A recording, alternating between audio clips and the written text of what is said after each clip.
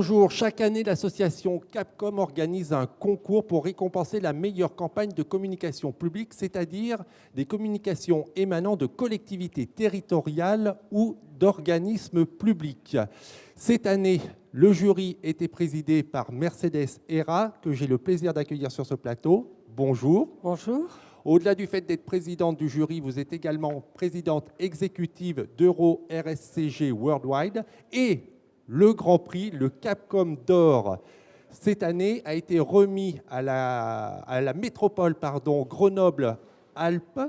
Et j'ai le plaisir d'accueillir donc le lauréat, Olivier Renaud, directeur communication de Grenoble-Alpes Métropole. Bonjour. Bonjour. C'est le matin, c'est difficile. Alors, Mercedes, pour commencer, pourquoi vous avez décidé d'accepter de présider ce jury Capcom 2011 ? Pour pas mal de raisons. D'abord parce que je pense que le fait de mêler des univers, très souvent on dit que finalement le monde du privé, le monde du public, ça ne peut pas se rencontrer. Moi je pense qu'on a des problématiques qui sont assez proches et de toute façon qu'il est assez passionnant de croiser nos chemins. Et c'est la raison pour laquelle j'ai pensé que c'était bien que je préside, que j'accepte la présidence de ce jury. Et je ne regrette pas. Donc vous avez eu à juger avec les autres membres du jury d'un certain nombre de campagnes qui émanaient de collectivités territoriales, d'organismes publics, que ce soit des campagnes visuelles, que ce soit papier. Qu'est-ce que vous avez pensé un petit peu de ces différentes campagnes ?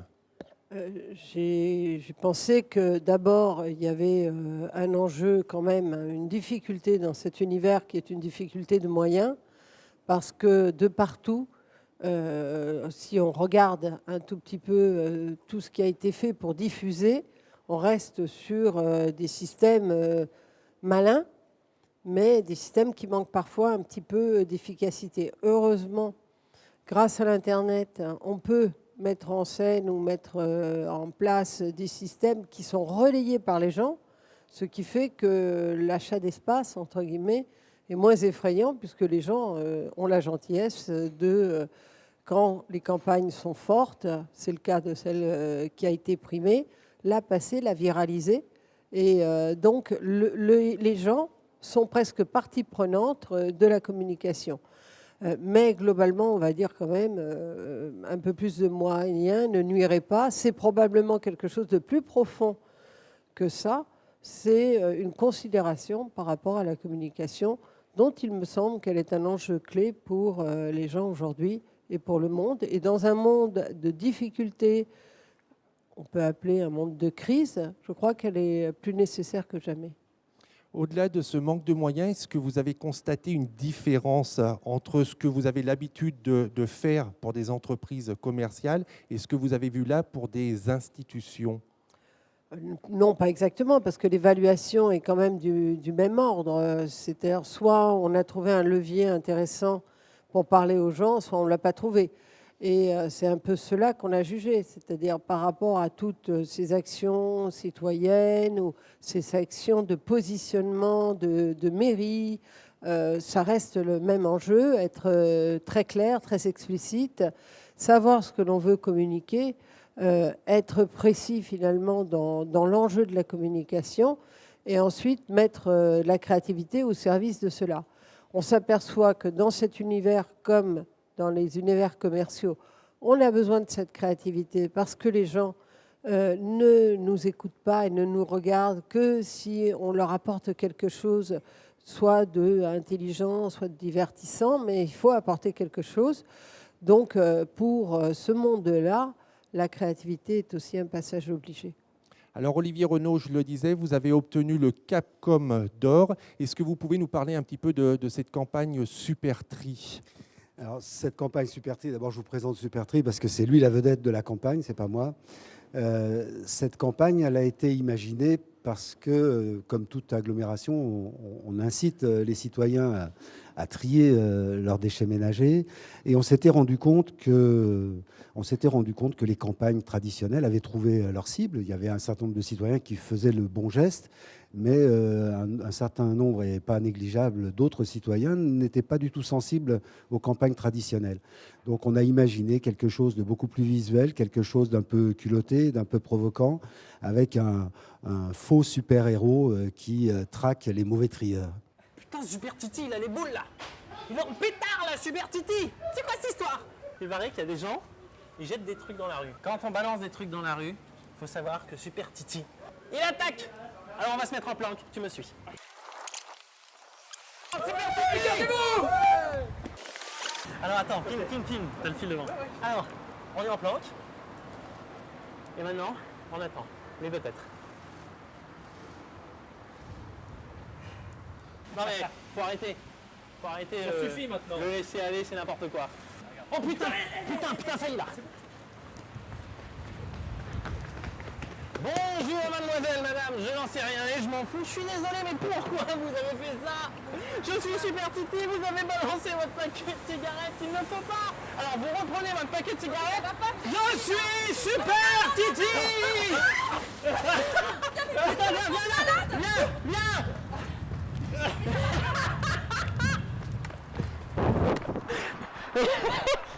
Comment est née cette idée? Parce que c'est une vidéo donc, qui est un peu, entre guillemets, violente. On voit Supertri jeter un seau d'eau à la figure d'une habitante de Grenoble.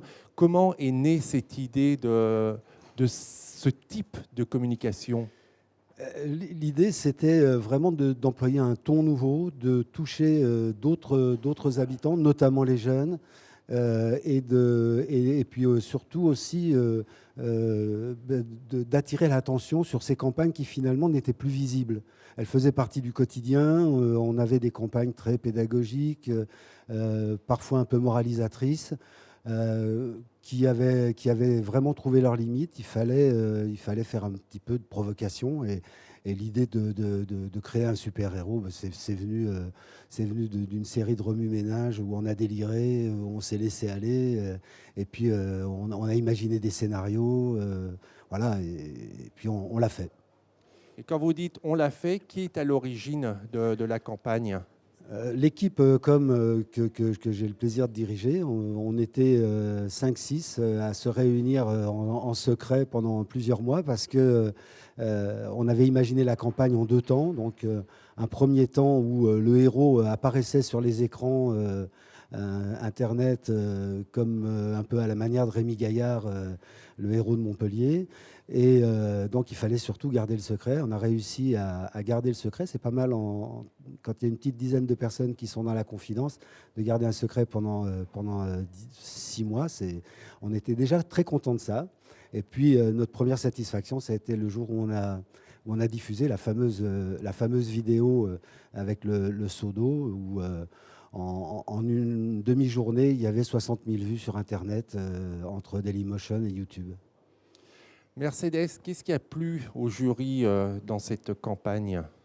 C'est une campagne qui montre qu'il ne faut pas avoir peur ou utiliser le mode de l'humour ou de tout d'un coup aller loin, se lâcher un peu. On est inquiet souvent des « est-ce que ça va passer, ça ne va pas passer ?» Mais en fait, le pire, c'est l'indifférence. Et globalement, il y a beaucoup de campagnes qui, à force du fait qu'on fait attention à tout, qu'on prend tout en compte, finissent par être plus rien. Et là, en effet, ils se sont lâchés. C'est quand même un bon sens, c'est-à-dire c'est quelque chose qu'on connaît, c'est le héros, le faux, l'ironie sur les héros. Et puis, il y a un côté humour, c'est-à-dire que ça fait passer des messages qui sont impossibles à passer, c'est-à-dire quand vous dites aux gens « vous êtes incivil », c'est très désagréable. Donc, il y a un refus d'entendre que je suis incivil. Enfin, quand on agrémente ça d'un joyeux... quand on jette un seau d'eau à une malheureuse dans une voiture parce qu'elle est incivile, bon, tout ça passe beaucoup mieux. Et puis surtout, il y a des choses qui sont presque mémotechniques pour retenir cette complexité du tri qui fait qu'on a beau prendre sa leçon, on n'en sait rien du comment on trie. Donc c'est très bien fait. Et d'ailleurs, pour prouver ces choses-là, moi ce que j'ai bien aimé aussi dans ce dossier, c'est qu'immédiatement on a parlé d'efficacité, parce que la communication, c'est un levier extraordinaire. C'est incroyable comme ça fait bouger les gens. Et ces problèmes de tri qui ont beaucoup de mal à bouger, parce que les gens se mettent à trier, mais trier bien, c'est tellement complexe dans la tête des gens que c'est plus difficile à obtenir des résultats. On a vu très vite des résultats sur des mouvements, sur des choses qui sont très lourdes à faire bouger. Humour et provocation, votre campagne a bien fonctionné. Est-ce que ça vous donne des idées pour d'autres campagnes? Alors, pas forcément avec un super-héros, mais est-ce que vous vous dites là, et est-ce que vous avez marqué des points auprès des élus en disant maintenant, les campagnes institutionnelles, on met ça un peu de côté et misons sur la provocation ou sur l'humour? Oui, bien sûr qu'on a prouvé, un, que c'était possible, deux, que les élus pouvaient nous suivre. Et n'était pas si coincé qu'on veut bien l'imaginer. Souvent, on imagine les élus comme étant des gens très, très réservés, qui ont peur. Que va-t-on penser? Votre héros, il dit des gros mots. Enfin, bon, on a réussi à décoincer un petit peu le monde des élus, tout simplement parce que ce sont des gens comme vous et moi, et que c'était pas si dur que ça. Il fallait simplement leur proposer. Alors, on le fera sans doute. Pas avec un super-héros, on le fera peut-être pas sur d'autres campagnes, on continuera sans doute à faire des campagnes peut-être un peu plus classiques, mais c'est vrai que ça a ouvert une porte et ça serait dommage de ne pas s'y engouffrer. Vous avez obtenu ce qu'on peut appeler le César de la communication publique. Quel grand mot. C'est un peu l'équivalent du César de la communication publique. Ça fait quoi? Ça fait que je vais faire comme au César, je vais remercier tous. Non. Bon, ça fait plaisir parce que on a pris beaucoup de plaisir à le faire. On n'aurait pas eu le Grand Prix, on gardait ce plaisir. Et en plus, comme le disait Mercedes Serra, en plus, cette campagne, elle a prouvé son efficacité et elle le prouve encore tous les jours. Là, on est en train de préparer une série de 4 nouveaux clips qui vont sortir en janvier. Je vous invite d'ailleurs à aller les regarder sur le site de la métro. C'est vrai que c'est une reconnaissance de la profession, de grands professionnels. Ça fait chaud au cœur. Mercedes, d'avoir côtoyé le monde de la communication publique, donc des collectivités territoriales ou des organismes publics, est-ce que ça vous a donné envie de travailler un petit peu plus avec eux, même s'il y a quand même une limite et une contrainte budgétaire importante? La contrainte budgétaire, elle amène des agences comme la mienne à se dire que c'est plus une contribution que l'on peut apporter qu'un marché. Et ce n'est pas très grave, parce que de temps en temps, c'est intéressant de contribuer. Mais on le fait déjà, parce que quand des gens appellent pour nous demander, pas quand ils inventent une compétition à 50 pour gagner aucun argent, je ne trouve pas ça possible. Mais quand ils viennent simplement demander un peu d'aide, etc., pourquoi pas? Parce que ça reste quelque chose de très passionnant de s'intéresser à la chose publique, à la chose politique. Pour moi, ça reste un élément fondamental et je pense que vraiment on a intérêt à contribuer à ça. Et ça ouvre aussi, ça permet à des frontières de tomber. C'est-à-dire, vous savez, quand je suis arrivée et quand on m'a présentée comme présidente du jury, j'ai entendu une phrase tout d'un coup qui m'a dit bah, tiens, ça a l'air de s'être discuté. Mais quelqu'un a dit « Ah, on a bien expliqué que vous étiez dans le privé, mais que vous étiez présidente du CA de la Cité de l'Immigration. » Et je me suis dit « Non, heureusement, parce que si je n'avais été que dans le privé, j'étais mal partie. » Et je pense que tout ça, c'est des stéréotypes. Et d'ailleurs, il y a beaucoup trop de méfiance à l'égard de l'entreprise. L'entreprise, c'est quelque chose de fondamental en France. Et tout le monde politique devrait considérer que l'arme numéro 1 en France pour lutter contre nos problèmes, c'est l'entreprise. Donc, chaque fois qu'on peut éloigner un peu ces stéréotypes, même si c'est difficile, faire que ces frontières n'existent plus, je pense qu'il faut le faire.